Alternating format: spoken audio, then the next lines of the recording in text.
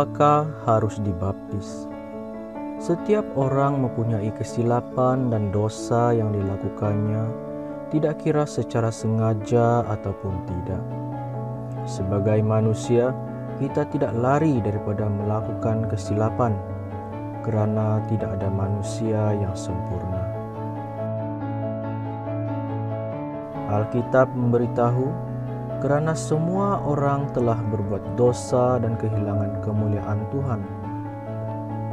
Inilah sebabnya Yesus berkata bahawa satu-satunya jalan untuk dapat melihat kerajaan Tuhan adalah dengan dilahirkan kembali.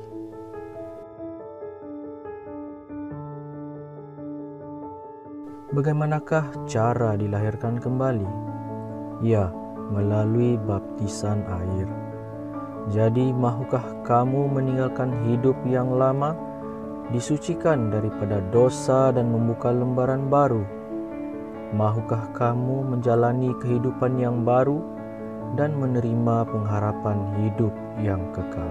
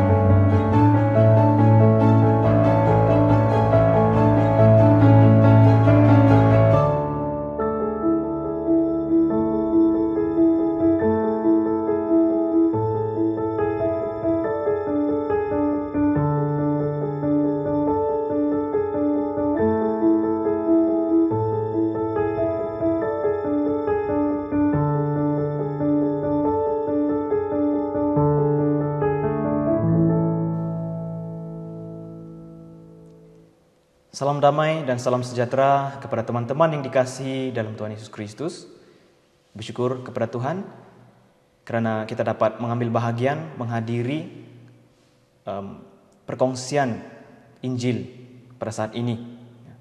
Kita pertama sekali sebelum memulakan perkongsian ini, kita akan sama-sama untuk berdoa. Kita serahkan ke dalam tangan Tuhan sesi ini.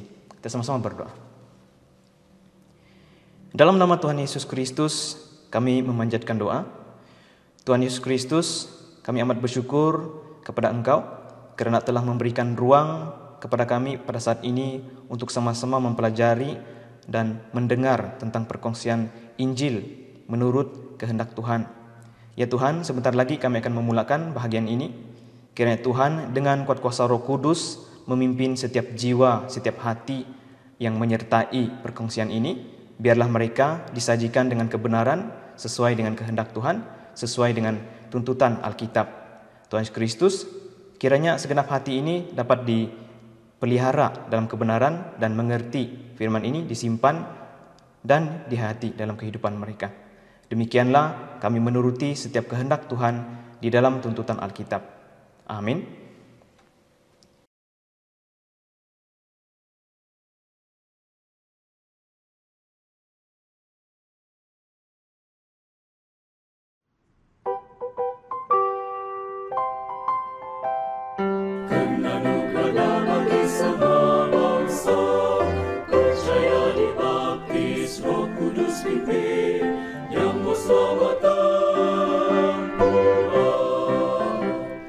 Yang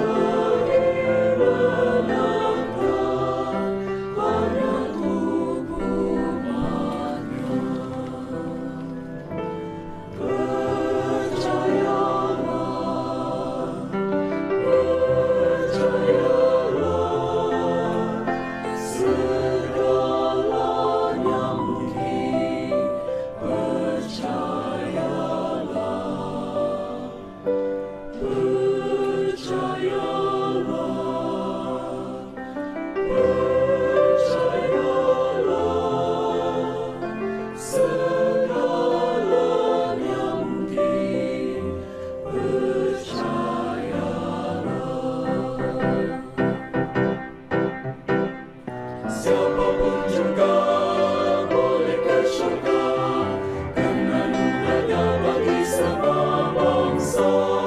Percaya dibaptis Roh Kudus pimpin, yang dosa terpulang. Siapapun juga boleh ke surga, karena anugerahnya bagi semua bangsa. Percaya dibaptis Roh Kudus pimpin, yang dosa terpulang.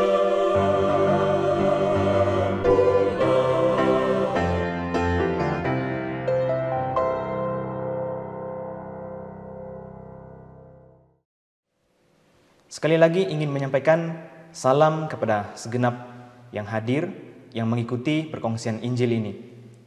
Suatu bahagian yang Tuhan berikan kepada kita untuk sama-sama mempelajari tentang Injil yang tercatat di dalam Alkitab. Saudara-saudari, teman-teman yang dikasihi, pernahkah kita terpikir sejauh mana kepentingan baptisan? Pada hari ini, dalam zaman kita, apabila kita berbicara tentang baptisan, ini secara tidak langsung akan menyentuh tentang saat seseorang itu mau memasuki sesebuah agama, khasnya di dalam Kristen sendiri. Mereka perlulah pertama sekali untuk membenarkan diri mereka dibaptis. Barulah dapat bergelar sebagai pemercaya Kristen itu, menjadi pengikut Kristen itu sendiri. Namun, perkara ini sudah menjadi biasa bagi kita. Sejauh manakah kepentingan baptisan? Mengapa kita harus dibaptis? Jadi kita akan melihat beberapa butir perkongsian yang akan saya kongsikan kepada teman-teman yang dikasihi sekalian. Mengapakah kita harus dibaptis? Kita melihat alasan yang pertama sesuai dengan Alkitab. Yang pertama di sini berbicara tentang karena dosa. Kita perlu dibaptis karena adanya dosa pada saat ini. Mari kita sama-sama melihat terlebih dahulu di dalam kitab Roma. Kita membuka di dalam kitab Roma pasal yang ketiga. Kitab Roma pasal yang ketiga, kita membaca di dalam ayat yang ke-23. Kitab Roma pasal 3 ayat ke-23 di sini memberitahukan kepada kita semua. Ayat 23. Karena semua orang yang telah berbuat dosa dan telah kehilangan kemuliaan Tuhan. Baik, di dalam ayat ini berbicara kepada kita. Semua orang memiliki dosa mereka sendiri.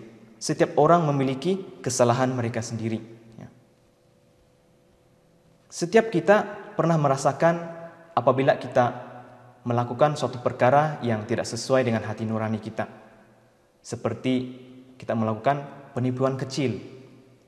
Sama ada dalam keluarga, kepada teman-teman kita, dan akhirnya tergerak di dalam hati kita, ini adalah suatu hal yang tidak sepatutnya kita lakukan, dan kita merasa bersalah.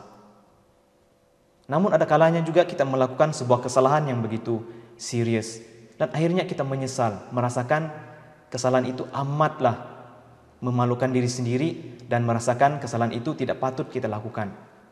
Dan kita tergerak dalam hati bahwa ini adalah suatu dosa yang kita lakukan. Dan kita juga pernah mendengar perkataan kebanyakan orang mengatakan, tidak ada manusia di muka bumi ini yang tidak melakukan kesalahan. Kita sendiri telah melakukannya. Sesuai seperti apa yang telah kita baca tadi di dalam kitab Roma pasal 2 ayat 23. Semua orang telah berbuat dosa. Semua orang telah memiliki kesalahan mereka di hadirat Tuhan. Kita lihat juga bagaimanakah dosa ini, ataupun sejauh manakah tahap dosa ini sebenarnya di dalam setiap manusia. Kita melihat di dalam kitab Roma pasal ke-5. Kitab Roma pasal ke-5. Kita boleh membaca di dalam ayat ke-12. Kitab Roma pasal ke-5 ayat ke-12. Ayat ke-12. Sebab itu sama seperti dosa telah masuk ke dalam dunia oleh satu orang, dan oleh dosa itu juga maut. Demikianlah maut itu telah menjalar kepada semua orang, Karena semua orang telah berbuat dosa. Baik, di sini tahap dosa yang dimiliki oleh segenap manusia yang ada di muka bumi ini. Menurut apa yang kita baca tadi, menerangkan kepada kita, karena satu orang, semua orang memiliki dosa. Ataupun secara semula jadinya, kita telah memiliki dosa ini. Ini bukan sekadar ditujukan kepada dosa kita secara pribadi, seperti yang telah saya katakan sebentar tadi. Merasa bersalah kepada keluarga, merasa bersalah kepada teman-teman sekerja, ataupun kepada orang yang kita kasihi. Bukan sekadar ini. Ayat ini berbicara bahwa sejak mulanya pada awalnya, karena satu orang, segenap manusia memiliki dosa ini. Artinya, apakah kita dapat melarikan diri dari dosa? Sememangnya tidak. Semua orang memiliki dosa. Semua orang telah memiliki dosa ini. Baik, kita membaca lagi. Kesannya apabila orang dan manusia telah berdosa, kita tidak dapat melarikan diri dari dosa. Jadi apakah kesan sampingannya? Menurut ayat yang kita baca tadi mengatakan, karena dosa maka ada perkataan maut. Karena dosa ada kematian. Mari kita membaca dalam Roma pasal 6. Roma pasal ke-6 kita membaca dalam ayat ke-23 bahagian atas. Roma pasal ke-6 ayat yang ke-23 bahagian ke atas. Ayat ke-23, sebab upah dosa ialah maut. Upah dosa itu adalah maut. Karena itu sepanjang kehidupan manusia di muka bumi, ini adalah perkara yang wajib. Wajib bagi setiap orang memiliki kematian secara pribadi. Khasnya kematian kita secara fisikal. Ini menunjukkan setiap orang tidak dapat lari daripada dosa. Bahkan daripada maut pun tidak ada sesiapa dapat melarikan diri. Harus menjalani kematian di saat akhir kehidupan kita. Teman-teman yang dikasihi, dosa ada dalam diri kita. Dosa ada dalam kehidupan kita. Karena itu, mengapa baptisan memainkan peranan penting dalam kehidupan kita pada saat ini? Menurut para rasul mengatakan pada waktu mereka, khasnya apabila kita melihat perkataan Rasul Petrus sendiri. Di saat mereka telah berpisah daripada Tuhan Yesus tidak meninggalkan mereka demikian. Melainkan Tuhan Yesus memperkuatkan mereka dengan bimbingan kuasa Roh Kudus. Nah, pada waktu itu, Rasul Petrus mulai berbicara tentang kepentingan baptisan ini. Kita membuka di dalam kitab Kisah Para Rasul. Kita membuka di dalam kitab Kisah Para Rasul. Kita merujuk dalam pasal yang kedua. Kisah Para Rasul pasal yang kedua. Kita boleh melihat di dalam ayat ke-38 hingga ayat ke-39. Kisah Para Rasul pasal yang kedua ayat 38 hingga ayat yang ke-39. Menurut perkataan ini, ayat 38. Jawab Petrus kepada mereka, bertobatlah dan hendaklah kamu masing-masing memberi dirimu dibaptis dalam nama Yesus Kristus untuk pengampunan dosamu, maka kamu akan menerima karunia Roh Kudus. Ayat 39. Sebab bagi kamulah janji itu dan bagi anak-anakmu lah, dan bagi orang yang masih jauh, yaitu sebanyak yang dipanggil oleh Tuhan kita. Perkataan Rasul Petrus ini memberikan gerakan kepada setiap orang yang mendengar pada waktu itu. Akhirnya mereka memberikan diri mereka dibaptis. Nah, mengapa mereka perlu dibaptis di sini? Karena mereka sadar bahwa diri mereka memiliki dosa, kesalahan mereka pada waktu itu memiliki dosa. Dan nampaknya baptisan ini adalah baptisan untuk bukan sekadar memberikan diri untuk bertobat, melainkan yang penting dan menjadi kandungan penting di sini ialah diri dibaptis untuk pengampunan dosa. Artinya melalui baptisan kita dapat melarikan diri dari dosa. Melalui baptisan kita dapat dibersihkan daripada dosa kita. Nampaknya ini adalah khasiat baptisan itu sendiri. Bukan sekadar untuk sebagai sebuah formality masuk ke dalam kepercayaan Kristen, melainkan karena dosa ada, maka baptisan harus dijalankan demi pengampunan dosa itu. Ini bahagian yang pertama dapat kita sama-sama pelajari di dalam mengapa kita harus menerima baptisan, karena memiliki dosa. Bahagian kedua yang dapat kita sama-sama pelajari di sini, mengapa kita perlu menerima baptisan. Bahagian kedua adalah karena kita harus memperoleh keselamatan. Kita sama-sama membuka di dalam Injil Markus. Kita melihat di dalam Injil Markus pasal ke-16. Injil Markus pasal ke-16 ayat yang ke-15 hingga ayat ke-16. Ayat 15. Lalu dia berkata kepada mereka, "Pergilah ke seluruh dunia, beritakanlah Injil kepada segala makhluk." Ayat ke-16. Siapa yang percaya dan dibaptis akan diselamatkan, tetapi siapa yang tidak percaya akan dihukum.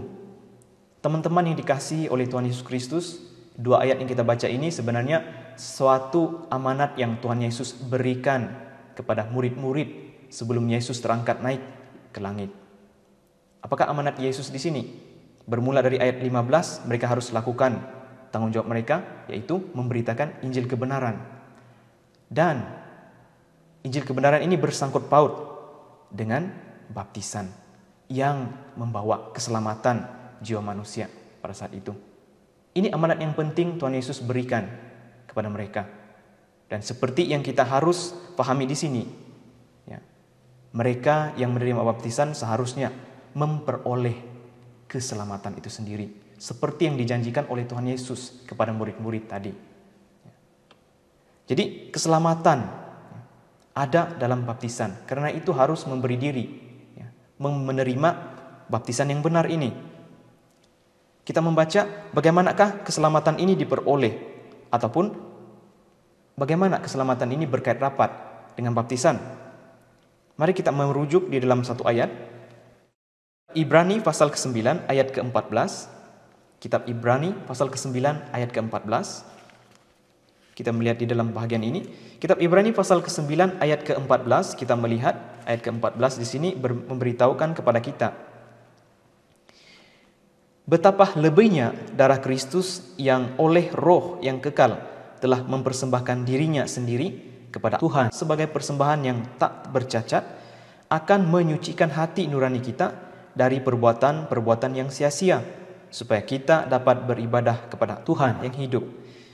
Di sini dalam ayat ini kita telah baca dan memberikan penerangan kepada kita tentang darah Kristus, di mana Kristus sendiri mempersembahkan diri menjadi persembahan di hadapan Tuhan, dan khasiatnya di sini ialah darah Kristus itu sendiri yang telah dipersembahkan.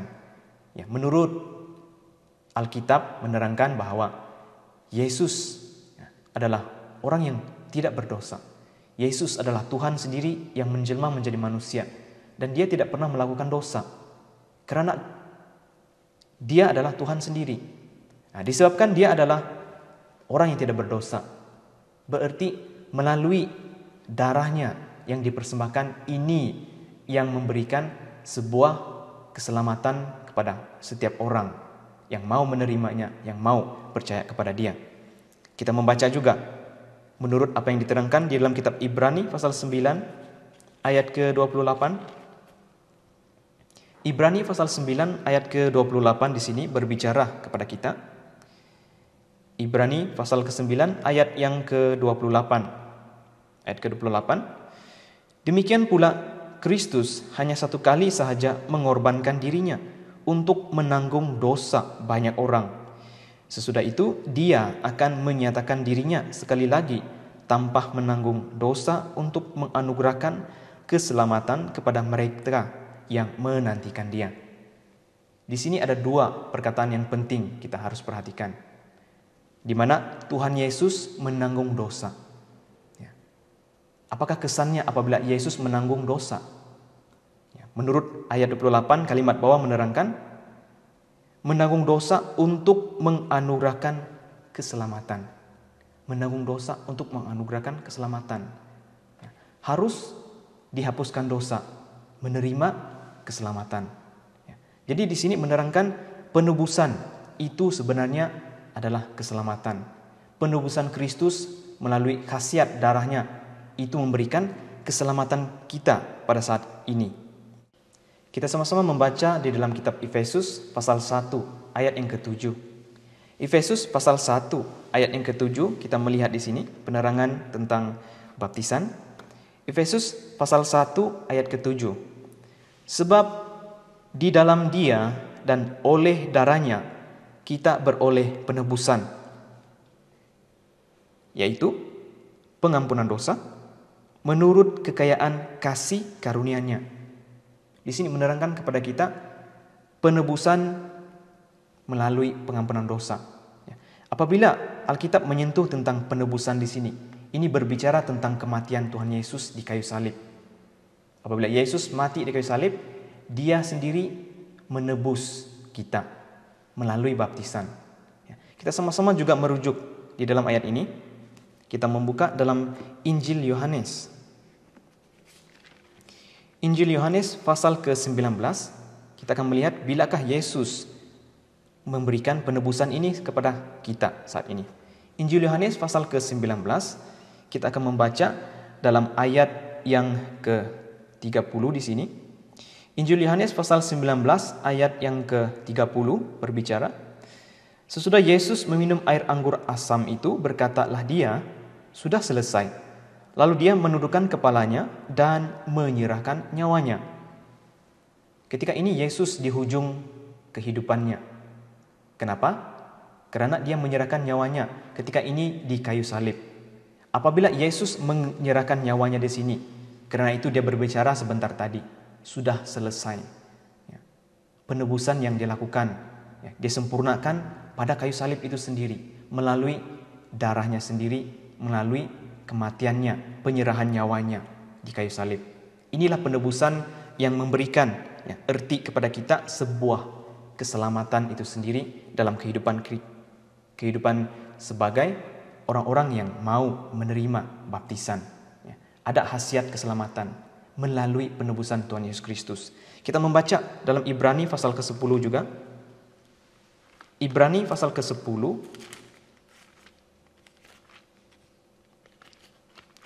Ibrani pasal yang ke-10, kita boleh membaca di dalam ayat yang ke-22. Ibrani pasal ke-10 ayat yang ke-22 berbicara. Ayat ke-22, karena itu marilah kita menghadap Tuhan dengan hati yang tulus ikhlas dan keyakinan iman yang teguh. Karena hati kita telah dibersihkan dari hati nurani yang jahat dan tubuh kita telah dibasuh dengan air yang murni. Menurut ayat ini berbicara kepada kita sebuah iman yang ada untuk percaya melalui pembersihan itu sendiri. Pembersihan akan dosa kita yang ada di dalam penebusan Tuhan Yesus Kristus. Dalam ayat ini berbicara kepada kita, ini menjadi sebuah pengharapan itu sendiri. Karena itu menerima baptisan di dalam Tuhan Yesus Kristus. Keselamatan ini tidak dapat diterangkan secara keselamatan fisikal, bukan yang ini. Melainkan keselamatan ini hanya ada di dalam penyelamatan Tuhan Yesus Kristus ketika kedatangannya. Mendapatkan tempat bersama-sama dengan Tuhan Yesus Kristus di surga nanti. Ini melambangkan keselamatan yang Tuhan Yesus Kristus sendiri janjikan dalam baptisan itu sendiri. Ini bahagian yang kedua dapat kita sama-sama pelajari. Kita boleh melihat juga dalam bahagian yang ketiga. Mengapakah hari ini kita harus menerima baptisan? Bahagian yang ketiga menerangkan kepada kita, apabila kita telah menerima baptisan, kita menerima sebuah kehidupan yang baru dalam Tuhan Yesus Kristus. Kita sama-sama membaca di dalam dalam kitab Titus. Kitab Titus kita melihat dalam pasal yang ketiga. Kitab Titus kita membaca di dalam pasal yang ketiga ayat yang kelima. Kitab Titus pasal ketiga ayat yang kelima berbicara, pada waktu itu Dia telah menyelamatkan kita, bukan karena perbuatan baik yang telah kita lakukan, tetapi karena rahmat-Nya, oleh permandian kelahiran kembali dan oleh pembaharuan yang dikerjakan oleh Roh Kudus. Teman-teman yang dikasihi, menurut ayat ini berbicara kepada kita permandian kelahiran kembali, berbicara tentang sebuah kehidupan setelah menerima baptisan, di mana kehidupan itu dibaharui di dalam Tuhan Yesus Kristus. Kehidupan yang dimiliki itu tidak sama lagi sebelum dibaptis. Maka selepas dibaptis ada sebuah kehidupan yang baru dalam Tuhan Yesus Kristus. Karena baptisan kita sudah pelajari tadi, baptisan ini memiliki khasiat rohani. Baptisan ini memberikan keselamatan. Baptisan ini memberikan pengampunan dosa.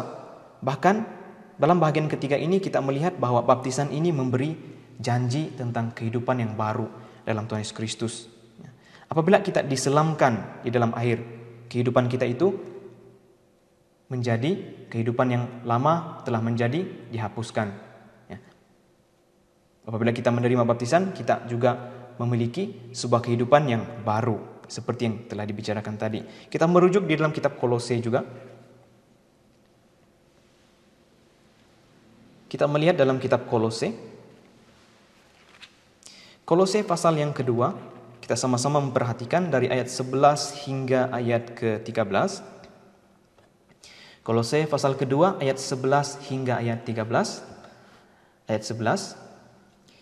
Dalam Dia kamu telah disunat bukan dengan sunat yang dilakukan oleh manusia, tetapi dengan sunat Kristus yang terdiri dari penanggalan akan tubuh yang berdosa.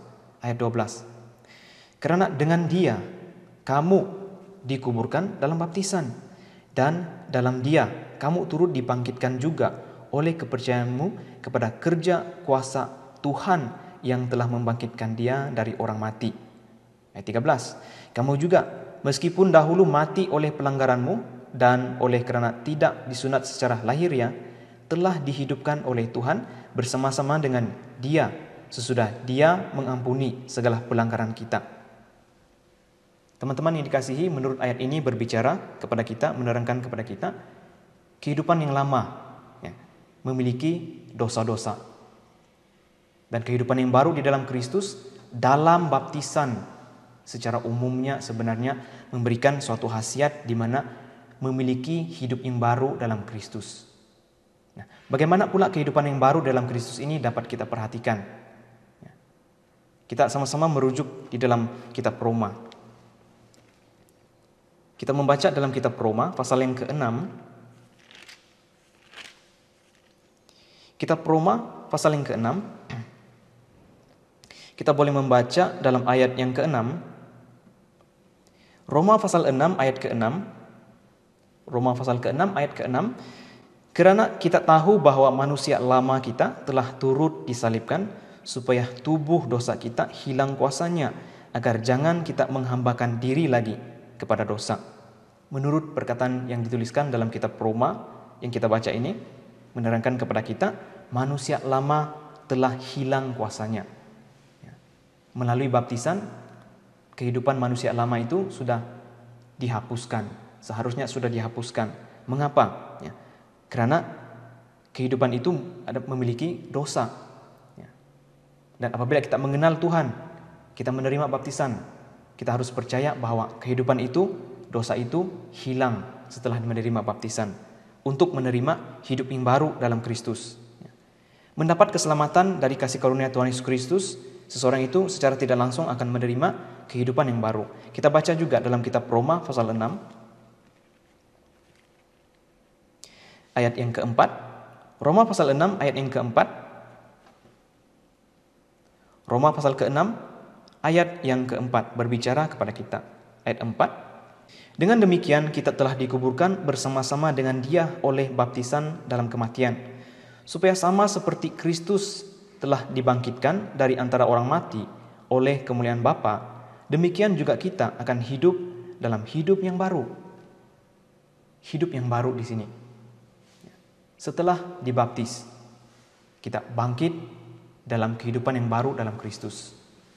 Hidup yang baru ini bukan lagi hidup yang berjalan di dalam dosa, melainkan hidup yang baru ini berjalan di atas bimbingan yang dihasilkan oleh Roh Kudus dalam kehidupan kita.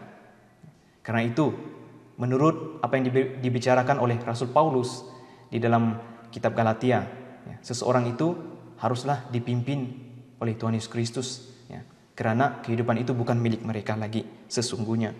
Kita melihat dalam kitab Galatia pasal ketiga. Kitab Galatia pasal ketiga, kita boleh membaca dalam ayat yang ke-27. Galatia pasal ketiga, ayat yang ke-27 berbicara, "Karena kamu semua yang dibaptis dalam Kristus telah mengenakan Kristus." Menurut dalam ayat yang dikatakan di sini, semua yang dibaptis dalam Tuhan Yesus.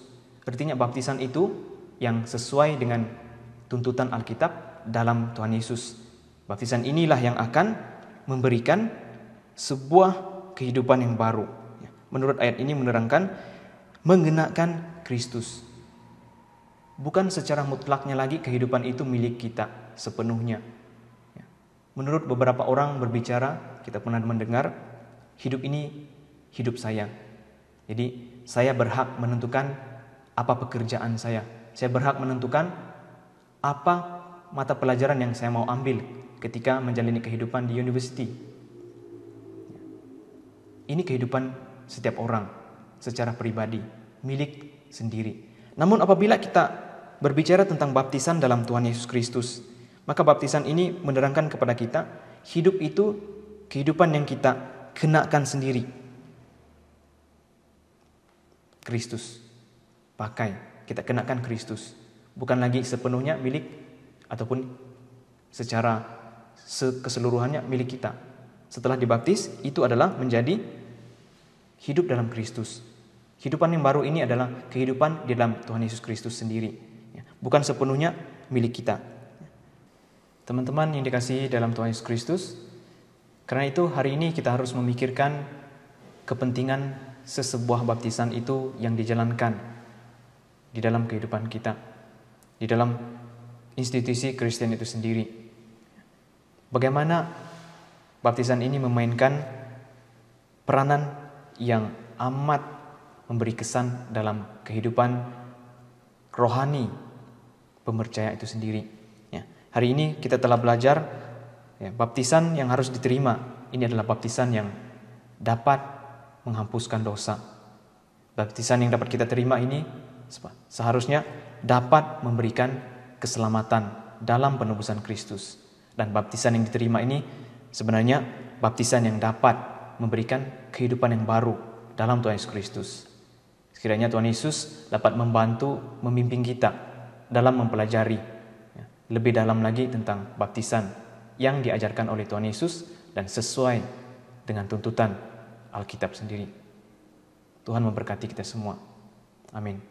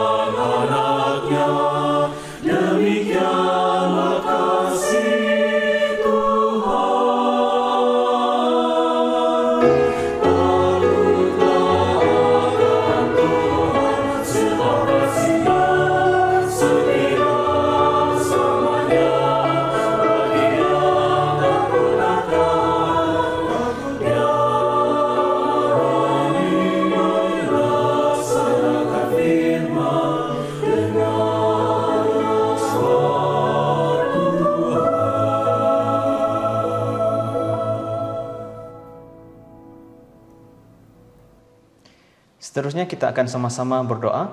Kita sama-sama jabatkan tangan, berdoa dalam hati, maka saya akan pimpin. Dalam nama Tuhan Yesus Kristus, kami memanjatkan doa. Tuhan Yesus Kristus, kami bersyukur karena kami telah menutupi perkongsian firman ini, dan kami percaya Tuhan telah memimpin kami untuk sama-sama mempelajari tentang kebenaran sesebuah baptisan dan kenapa hari ini kami harus menerima baptisan.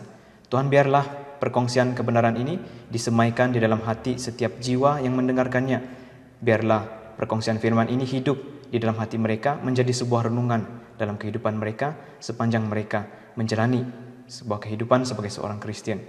Tuhan, kiranya Engkau berkenan akan apa yang kami laksanakan di sini. Kami percaya Tuhan mendengarkan doa kami. Segala kemuliaan kami berikan kepada nama Tuhan yang kudus, dari dulu sekarang dan sampai selama-lamanya. Amin. Teman-teman yang dikasihi oleh Tuhan Yesus Kristus, kita bersyukur karena kita telah menghabiskan bahagian perkongsian pada hari ini. Pada saat ini juga kami ingin mendorong kepada teman-teman semua untuk terus mengikuti setiap perkongsian yang akan disampaikan oleh gereja kami dalam setiap 2 bulan, di mana kami akan memperkongsikan setiap tajuk yang sesuai dengan apa yang kita perlu pelajari sebagai pencari kebenaran. Teman-teman, kiranya segala kemuliaan kita berikan kepada nama Tuhan Yesus Kristus dari dulu, sekarang, dan sampai selama-lamanya. Amin. Cara berdoa. Berlutut, genggamkan kedua-dua tangan dan pejamkan mata. Mulakan dengan berkata, "Dalam nama Tuhan Yesus saya berdoa." Puji Tuhan dengan berkata, "Haleluya." Luangkan masa untuk bercakap dengan Tuhan dari hati dan memintanya agar memenuhi kita dengan Roh Kudus. Akhiri doa dengan berkata, "Amin." Haleluya ialah bahasa Ibrani yang membawa maksud puji Tuhan.